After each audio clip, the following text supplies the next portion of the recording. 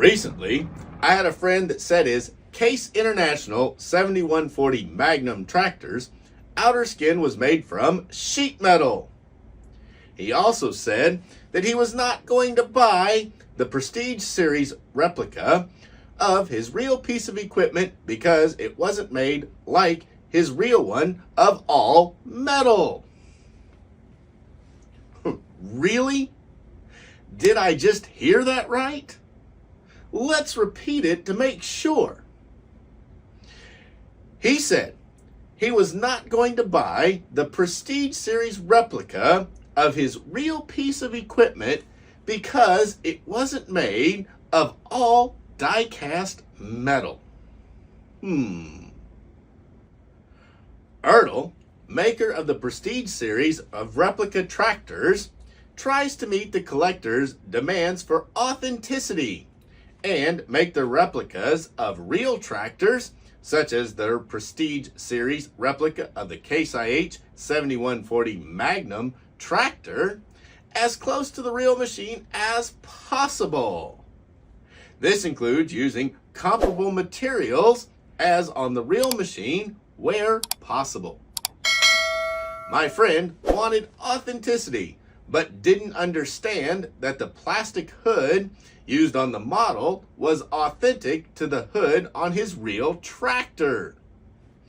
It never occurred to him that his real Case IH 7140 did not have a metal hood. So, in the interest of authenticity, a die-cast metal hood would not be authentic on the 1/16 scale replica. Model building, like building the real thing, is a constant search for new materials that will replicate more accurately the real machine. In the beginning, model builders first used wood, then iron, followed by cast aluminum, then die-cast metal alloys, followed by injection molded plastic, vacuum formed plastic, and finally, resin composites to build models. For more info on these methods of manufacturing models, see my playlist on building models with the link down below. The Ertl Company, now owned by Tomy, is no exception to trying new materials to be as authentic as possible. Fred Ertl Sr. started the Ertl Company with sand-cast aluminum tractors. He and his successors had a huge desire to make more realistic models of toy tractors and trucks.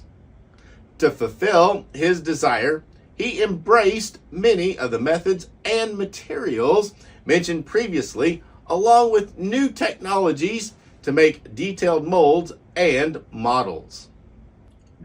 Over the years, the manufacturers of real tractors and trucks changed materials they used in making their real products, each embracing advancements in available materials to both enhance their products as well as save on cost of manufacturing components.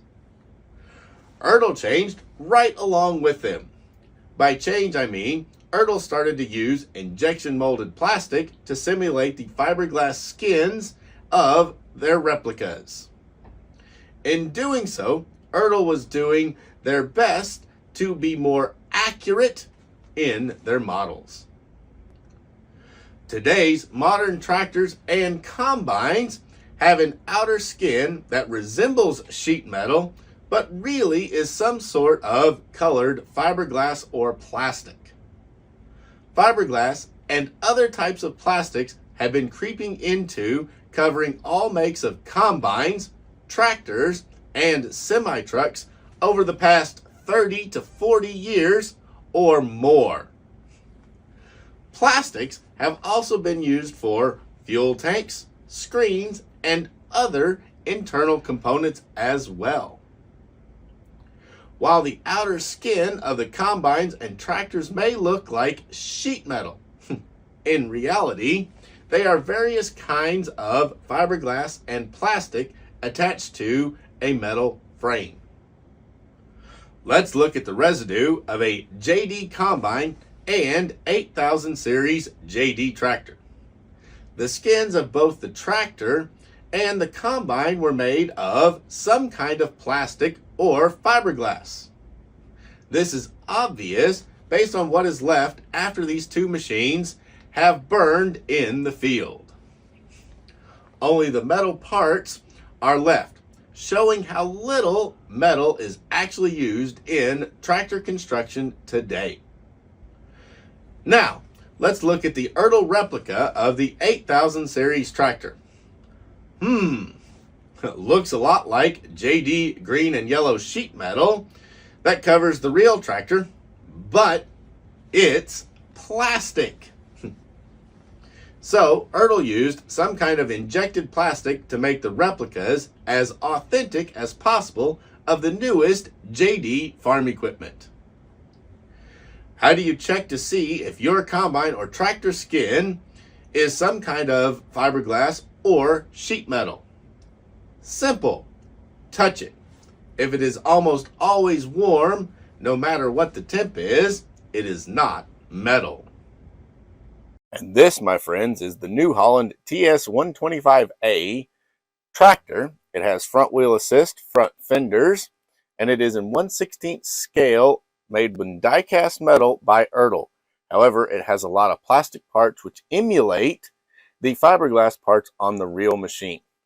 Now, I will say that very common and practice has been on toys and farm tractors is to have plastic wheels where they would normally be steel. And these are plastic wheels with the rubber tires. That is an old practice. Even the all two-piece casting die-cast tractors, most of them had plastic wheels. So that's nothing new. But this tractor, they added the plastic for the fuel tank, which, by the way, the real fuel tank is plastic. Now, the steps would often be plastic, even in the old days, simply because that's an easier part to make in plastic. And in this one, it is plastic, while the real ones would be steel. These front fenders here, you can see how flexible they are. They are also made out of plastic. And the real ones are a ABS plastic material as well.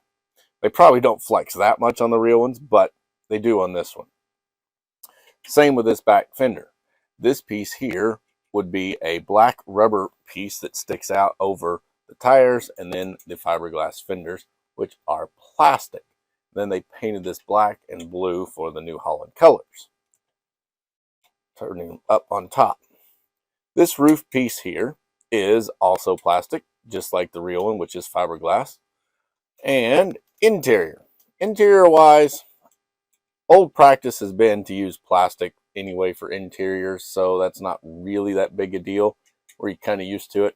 Floor mats would be rubber, so plastic simulates it. Seats are cloth, and plastic is okay. We've had plastic seats forever. And a lot of the rest of these interior components and panels on the real tractors are also plastic, so the plastic fits real well.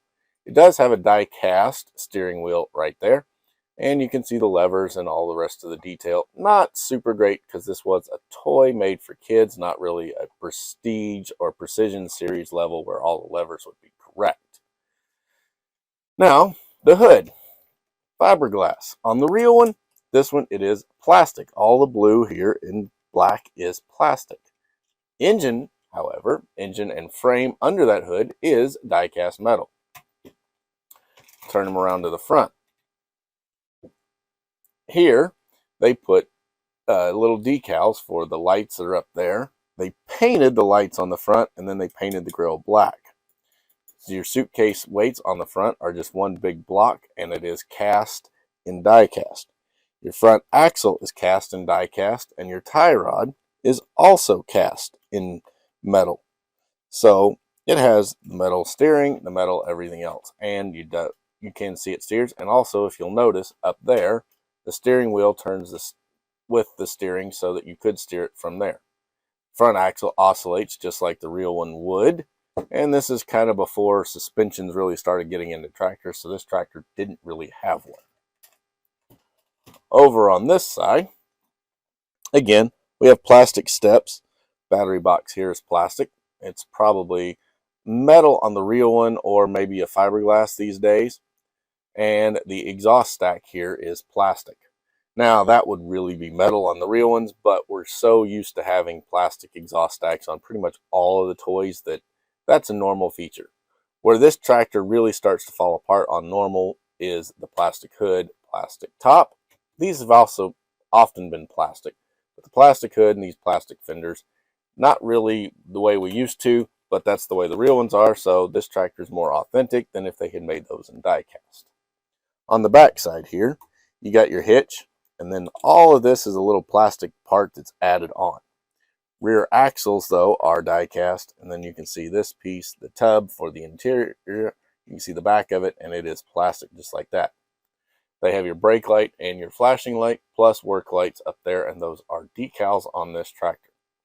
The hitch is a stamped steel there, and as I said, the tires are rubber on those plastic rims. But look at the cool tread pattern they put on both front and rear. Go underneath, and this is where the die-cast really starts to shine. All die-cast body. The engine here, this frame, and all of this stuff is die-cast with some plastic parts added on to it. Like this is a plastic, but this is all die-cast, which makes this a very heavy tractor model. Even though it has the plastic parts, it still feels like an old die-cast model. And quite frankly, can you tell that that hood is not die-cast metal? It looks pretty good to me. So there we go. And that is the 1/16 scale New Holland TS125A tractor, a die-cast metal tractor with plastic parts, and those plastic parts are often simulating real plastic parts on the real machine. It's made by Ertl, and this was made probably 20 years ago at this point. It is an old model. So, if you're looking for models and looking for other ways to increase the value of your collection, grab my tips for valuing your collection with the link below, as these older models are definitely going to enhance your collection, not to mention adding the ability to have models that more accurately represent the real tractor. Now we enter the last part of the equation that model manufacturers have to satisfy. Enter the toy collector. The collector demands more accuracy and as much attention to detail as possible in the models they buy, resulting in models with multiple materials used to manufacture. The days of strictly die-cast models are over, just like the days of all metal tractors are over. The modern collector will have to adapt to the demands they placed on the manufacturers for more detailed and authentic models. For more information on how you can put models in your collection that are going to go up in value, grab my free report with the link down below called Tips for Valuing Your Collection. Thanks for watching. Please go on and like this video, share this video, and subscribe to the channel.